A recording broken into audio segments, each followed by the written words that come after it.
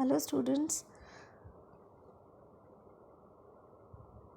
हमने ऑलरेडी हमारे previous video में देख लिया कि लास्ट में मिसेस मलिक का जो अपने घर में आने का सपना था वो कैसे पूरे होने वाले थे और पूरे होने लगे। और जब जिस दिन वो फाइनली अपने घर में कदम रखने वाली थी, उस दिन बहुत ज़्यादा बारिश हो रही थी। लेकिन उस बारिश के बीच में भी हमने देखा कि उसका जो बेटा है वो उसने कोशिश किया कि मम्मी ने जो सोचा है वो चीज़ थोड़ी सी मान लिया जाए और उसको मम्मी को उसी दिन उसी शुभ मुहूर्त पे उस घर में लेके आ सकते हैं। तो इसलिए उन्होंने अरेंजमेंट भी किया। लेकिन मिसेस मलिक उस टाइम कार में बैठे बैठे पुरानी यादों में खो गई और पुरानी यादों में खोते हुए भी खोते खोते उनको अचानक याद आया कि आर्किटेक्ट ने एक तस्वीर बनाई थी, वो इंजीनियर ने एक तस्वीर बनाई थी कि उस लेडी को रिस्पेक्ट करते हुए जो दिन भर कड़ी धूप में या फिर तेज़ बारिश में हर मुसीबत को सामना करते हुए घर को बनाने में बहुत अहम हिस्सा जिनका था, उनको भी अपने वो घर के पिक्चर के साथ साथ उनको भी उस पिक्चर में रखा as a tribute from the architects part. तो लेकिन उसमें मिसेस मलिक को मतलब उस लेडी को आई डोंट नो वेदर आर्किटेक्ट के दिमाग में क्या था, तो उस लेडी को उन्होंने मैरून साड़ी पहनाया था, जबकि मिसेस मलिक को मैरून कलर पसंद नहीं था। तो अब जाकर वो खुद ही, अब देखो जैसे होता है ना कि ह्यूमन साइकोलॉजी वो कब किस तरफ मोड़ ले हमको समझ में भी नहीं आता, हमको अता पता भी नहीं पड़ता। It's the most complicated part of life. Human brain और ह्यूमन इमोशंस सबसे ज़्यादा कॉम्प्लिकेटेड है। वो कब किस तरफ किस तरफ चेंज हो जाए, वो हम खुद के लिए भी मतलब हमारा भी कब किस तरफ साइकोलॉजी चेंज हो जाए हमको भी पता नहीं पड़ता। So it's a very very very complicated area. तो अब मिसेस मलिक अपनी बहू को अपना कंपटीटर मानने लगी। कंपटीटर क्यों? क्योंकि उसको ये लगा कि आर्किटेक्ट ने मतलब वो अब उसको शायद अचानक दिमाग में ये सोच आया कि अब फैमिली से उसकी इम्पोर्टेंस कम होने लगी, कि इतना कुछ उन्होंने किया, इतना परेशानी उन्होंने उठाई, लेकिन आर्किटेक्ट ने फाइनली किसको ड्रॉ किया? फाइनली मैरून साड़ी पहनी हुई, जो कि मेरी बहू ही पहनती है, मेरी तो चॉइस ऐसी है नहीं, तो उनको ड्रॉ किया। जबकि आर्किटेक्ट ने किस हिसाब से किया, तो अगर आपको इतना ही कॉम्प्लिकेशन था आप जाकर पूछ लेते, लेकिन नहीं, उसने खुद ने ही इतना कुछ सोच लिया कि अब तो बहू ही प्रायोरिटी है, अब तो बहू ही घर की सब कुछ है, वही मालकिन है, मैं तो कुछ नहीं हूँ। जबकि घर के लिए तो मैंने ही सबसे ज़्यादा परेशानी उठाई। ये सब उनके मनगढ़ंत सोच है। बहू या बेटे शायद ही ऐसा सोच रहा है,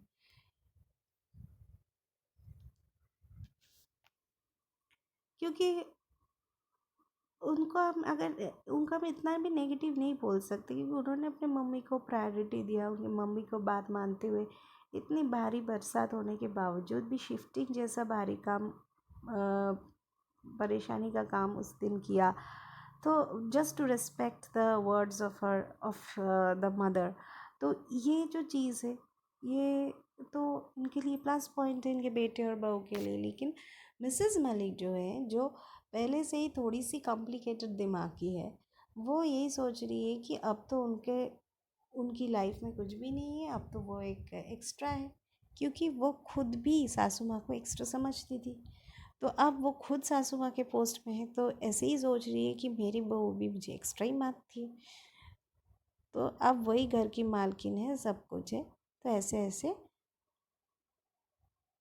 नेगेटिव सोच उनके दिमाग में आने लगे। लेट्स देखो कैसे कैसे नेगेटिव सोच आ रहा था उनके दिमाग में आ रहा। But let's start reading. Her daughter-in-law was sitting in the front seat with her husband. और जब वो पुराने दिनों के बाद वो सोच रही थी, क्या क्या सोच रही थी, अगर आप भूल गए हो तो एक बार प्रीवियस वीडियो में जाकर पढ़ लेना। डॉटर इन लॉ ने जैसी उस टाइम फ्रंट सीट में बैठी थी अपने हस्बैंड के साथ, moving the rear view glass of the car towards her, she started repainting her lips. तो रियर व्यू ग्लास मतलब गाड़ी के ऊपर का जो कांच रहता है, जिसको हम लुकिंग ग्लास भी बोलते हैं कभी कभी, स्टीयरिंग के जस्ट ऊपर जो ग्लास लगी हुई रहती है, जिनसे पीछे की गाड़ी का डिस्टेंस एक्सेट्रा हम ड्राइवर्स जो गाड़ी ड्राइव कर रहे हैं उनको दे समझने में आसानी होती है, तो उसको कहते हैं रियर व्यू ग्लास। तो उस ग्लास को अपने तरफ घुमाकर वो अपने होंठ को रीपेंट करने लगी। मतलब पहले से ही तो पेंटिंग थी, मतलब लिपस्टिक वगैरह लगी हुई थी, लेकिन फिर से उसके ऊपर और भी पेंटिंग करने लगी। वेयर वॉज था, क्योंकि आजकल सेल्फी फॉर फोटोज़ का ज़माना है, तो थोड़ी बहुत फ़ोटोज़ तो घर के एंट्रेंस के घर में जाते वक्त तो थोड़ी बहुत सेल्फी और फोटोज़ वगैरह रहेगी। तो उस टाइम इतना सेल्फी नहीं था, लेकिन फ़ोटोज़ तो हर ज़माने में था। इस वजह से वो थोड़ी सी तैयार हो रही थी। Where was the need to paint the lips when they were going to their own house. अब मिसेस मलिक को यही लगा कि जब अपने घर में ही जा रहे हैं तो उसमें ये ज़बरदस्ती होठ को रंग रंग मतलब होठ को पेंट करने क्या क्या ज़रूरत है। होंठ होठ को होठ में रंग लगाने की क्या ज़रूरत है। At the most they would sit and then go to sleep. क्या होगा, ज़्यादा से ज़्यादा क्या होगा, वो जाएंगे खाना खाएंगे और सो जाएंगे। अब यही है जनरेशन गैप।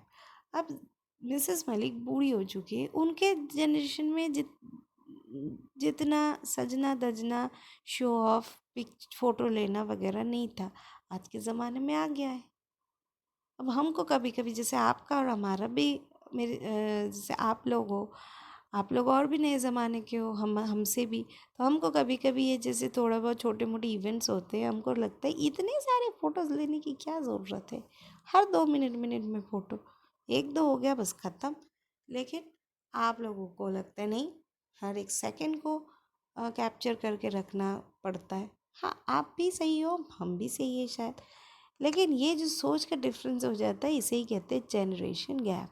तो यहाँ पे भी देखो, अब उसको अगर लिपस्टिक लगानी है, क्या कर उसकी प्लानिंग क्या है, वो मिसेस मलिक को थोड़ी पता है। तो हो सकता है कुछ प्लानिंग उसकी, तो करने दो ना, वो जो कर रही है इसमें क्या है। लेकिन मिसेस मलिक को पसंद नहीं आ रहा था। Strange are the ways of modern girls. ये देखो जनरेशन गैप वाली लाइन, कि आजकल की लड़कियों की रहन सहन थोड़ा सा गजब है। And how the girl talked, और देखो बात भी कैसे कर रही, शी वॉज जैबरिंग इंसिस्टेंटली। जैबरिंग मतलब बड़बड़ाना, ठीक है, जिसको हम बड़बड़ाना कहते हैं, जैबरिंग। और लगातार, इंसिस्टेंटली मतलब लगातार, कंटिन्यूसली, मैंने पहले भी बताया था कि वो कंटिन्यूसली बड़बड़ा रही है। What must she talk with her own husband in English? Why must she talk? अच्छा, और अपने हस्बैंड के साथ ही तो बात कर रही है, तो इसमें इंग्लिश बोलने की क्या ज़रूरत है। हाँ, ये बात थोड़ी सी गलत है मिसेस मलिक के बहू के लिए, क्योंकि जब कोई दूसरा इंसान बैठी है आपके साथ, जिनको वो लैंग्वेज इतना समझ में नहीं आता, लेकिन फिर भी आप उसी लैंग्वेज में उनके सामने बात कर रहे हो, इसका मतलब you are insulting that man, you are insulting that person. इसका मतलब यही समझा जाता है कि उनको समझ में नहीं आता, इसीलिए उनको अवॉइड करते हुए आप ये दूसरी लैंग्वेज यूज़ कर रहे हो, ताकि उनको पता ना पड़े कि आप क्या बोलना चाह रहे हो। So this is a very insulting thing. आप लोग भी ध्यान रखना, कभी भी ऐसा ऐसा नहीं करना, ऐसा मत करना। जो लैंग्वेज उस टाइम जो भी मौजूद है, उनका जो भी कॉमन लैंग्वेज है किसी भी जगह पे, वो आप वो चीज़ यूज़ करोगे। ना तो एक दूसरे के कान में बात करोगे और ना तो अलग लैंग्वेज में बात करोगे। दोनों को बहुत बुरा माना जाता है। Both are considered as bad manners, so keep it in mind. आप लोग भी ध्यान रखना। Mrs Malik had not picked up English. और मिसेस मलिक का पिक्ड अप मतलब सीखना, ठीक है। मिसेस मलिक ने सब कुछ सीख लिया था, लेकिन एक इंग्लिश बोलना ही या फिर इंग्लिश लैंग्वेज ही वो सीख नहीं पाई। She had failed in this only. सिर्फ इसी में वो फेल होगी।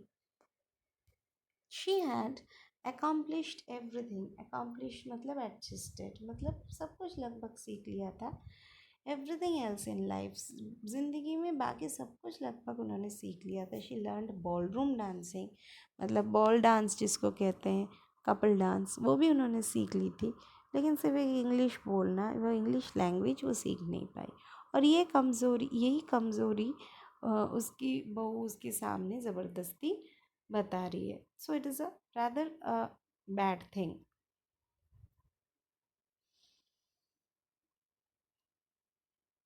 Suddenly it occurred to Mrs. Malik that maybe the figure painted by the architect was that of her daughter-in-law.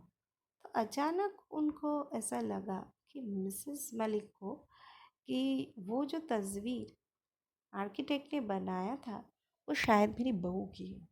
How could that be? लेकिन वो भी कैसे हो सकता है? She was nowhere on the scene when the plan of the house was prepared.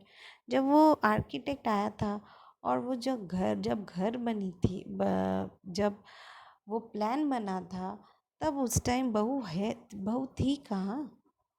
Architect ने तो कभी बहू को देखा ही नहीं। ये भी कैसे पॉसिबल है?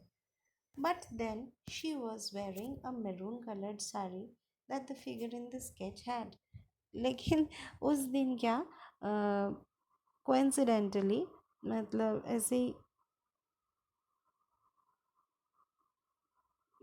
हो गया था कि उस फिगर ने भी, आर्किटेक्ट ने उस लेडी को, उस औरत को मैरून साड़ी पहनाई थी। और आज भी जब पहले दिन वो लोग घर जा रहे थे तो बहू भी मैरून साड़ी पहनी हुई थी। Yes, it was maroon colour. Mrs Malik never like maroon colour, और मिसेस मलिक खुद तो मैरून कलर कभी पसंद करती नहीं, तो वो तो मैरून कलर पहनेगी ही नहीं। तो और यही मैरून कलर जो ये बहू पहनी हुई है, यही पहनी हुई है वो lady. It was too loud for a taste. और मैरून कलर तो मिसेस मलिक कभी नहीं पहनेगी, क्योंकि बहुत बहुत ज़्यादा लाउड कलर, मतलब बहुत ज़्यादा डीप कलर है उनके लिए, उनके टेस्ट के लिए। वो लाइट कलर के कपड़े पहनना पसंद करते थे। It was girls like her daughter in law who were fond of maroon colour. और ऐसी जो आजकल की ये ज़माने का लड़की है, मेरी बहू जैसी, जिनको सिर्फ सजने संवरने इसमें ही टाइम ज़्यादा स्पेंड करना है, ऐसी लड़की को ही मैरून कलर पसंद आ सकती है। मतलब ज़बरदस्ती उन्होंने पूरा मॉडर्न गर्ल्स को एक ब्रैकेट में कर दी कि इनको कुछ नहीं आता सिवाय सजने संवरने और अपने आप को शो ऑफ करने का। तो this is also a wrong thing. और ये जो अब आर्किटेक्ट ने ऐसा कुछ भी, क्योंकि आर्किटेक्ट ने उस बहू को, मिसेस मलिक के बहू को ना तो जानते हैं ना तो पहचानते हैं। तो ये जो साइकोलॉजी है, ये पूरी कि आर्किटेक्ट ने मेरी बहू को सोचते हुए ही बनाया है, ये सब मिसेस मलिक के मनगढ़ंत है। क्योंकि वो यही सोच रही है, जब उसके बेटे की, मेरा बेटा भी मेरे हाथ से निकल गया, मेरा घर भी मेरा अब मेरा नहीं है, सब कुछ अब बहू के कब्ज़े में है। तो ये जो मेंटालिटी है जिससे संसार की शांति सबसे ज़्यादा खराब होती है, ये मेंटालिटी मिसेस मलिक के अंदर भी आ गई थी। क्यों आ गई थी? क्योंकि पूरे ज़िंदगी भर उन्होंने अपना कमांड घर के ऊपर चलाया, उसकी बातें माना जाती थी। अब जब वो थोड़ी सी पीछे हट रही थी और उनकी बातों के बदले में बहू की बातें सब मानने लगे, तब उनको ये बर्दाश्त नहीं हो रही थी।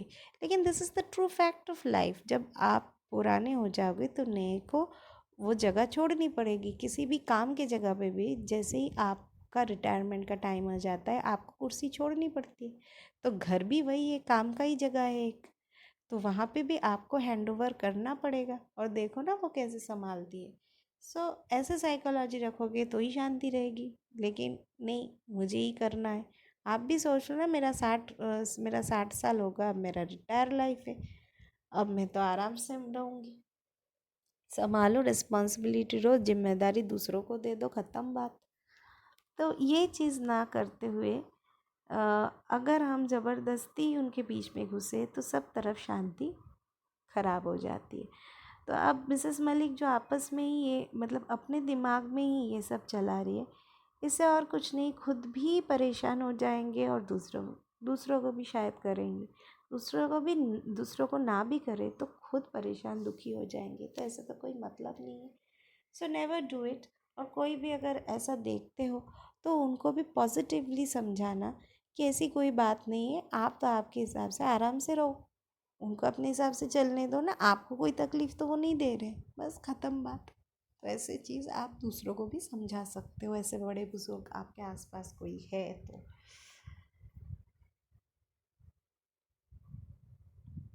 Okay, so she can wear maroon surely. अब देखो आगे भी सोची जा रही है। Said Mrs Malik to herself, I wish she could also work as hard as I did. तो हाँ, मेरून साड़ी तो पहन सकती है, कोई बात नहीं, सजो धजो कोई बात नहीं, लेकिन मेरे जैसा काम कर सकती है। मैंने जितना कठिन काम की थी, मैंने जितना हार्ड वर्क किया था उस टाइम, वो कर सकते हैं। I had every brick of the house laid before my eyes. मैंने एक एक ईट ईंट, अपने घर की एक एक ब्रिक यानी ईंट, एक एक ईंट से घर बनते हुए देखा मेरे आंखों के सामने। मतलब 1 मिनट के लिए, 1 सेकंड के लिए भी मैं नहीं हिली वहाँ से। इन सन एंड इन रेन, चाहे वो कड़ी धूप में हो चाहे बरसात हो। I stood on the side supervising the construction from early in the morning till late in the night. I stood में उस घर जहाँ पे बन रहा था उस जगह पे देखभाल करने के लिए पूरे दिन भर, सुबह से रात तक पूरे दिन भर वहाँ खड़ी रहती थी। Many a time I help the masons with mortar and bricks. और बहुत बार हमने प्लास्टरिंग का जो सामान है, सीमेंट वगैरह से जो वो प्लास्टरिंग का जो मसाला है और वो ईंट है, वो दोनों मिस्त्री लोगों के साथ साथ मैंने भी उठाया है बहुत बार। Many times I hauled the rubber pipe and sprayed water on the plastered wall। और बहुत बार मैंने खुद रबर पाइप लगाकर, मतलब ऐसी जो पाइप्स आप लोग यूज़ करते हो पानी वानी देने के लिए, तो ऐसे पाइप्स लगाकर दीवार पे, क्योंकि सीमेंटेड दीवार पे जितना पानी दो तो वो इतना मज़बूत होता है। तो सीमेंट पे प्लास्टर दीवार पे पानी लगाया, पानी डाली है मैंने खुद। तो इतनी जो भारी भरकम लेबर का काम है वो कर पाएगी? सिर्फ तो सजना दजना आता है, पहनो ना ये मैरून साड़ी, किसने मना किया? लेकिन साथ साथ मेरे जैसे ऐसा काम कर पाओगे? आप देखे तो देखो, शायद कर भी लेगी। तो सब यही सोचते हैं। ह्यूमन साइकोलॉजी का एक ये भी मतलब ह्यूमंस यही सोचते हैं कि मेरे जैसा काम तो कोई दूसरा नहीं कर पाएगा। इनके दिमाग में ये हमेशा चलता है कि मैंने, और जब कोई सामने वाला ऐसा काम कर दिया ना तो फिर खतरनाक हो जाता है, क्योंकि उनके दिमाग में यही चलता है कि मेरे जैसा काम तो और कोई नहीं कर सकता। तो ये मिसेस मलिक और स्पेशली बहू और सासू माँ में तो ये कॉमन चीज़ शायद है। I don't know, I don't want to comment personally, but according to यहाँ पे राइटर ने भी यही बताया है कि सास यहाँ पे भी जो मिसेस मलिक है वो ऐसे ही सोच रही है। और इन सब का जड़ वही है कि वो एक टाइम घर पे सबसे ज़्यादा इम्पोर्टेंस उनको मिलती थी। अब जब वो थोड़ी सी साइड में हो रही है सपोर्टिंग हो रही है फैमिली में, मेन रोल से सपोर्टिंग रोल में आ रही है, तब उनको पसंद नहीं आ रही। That's the main thing actually.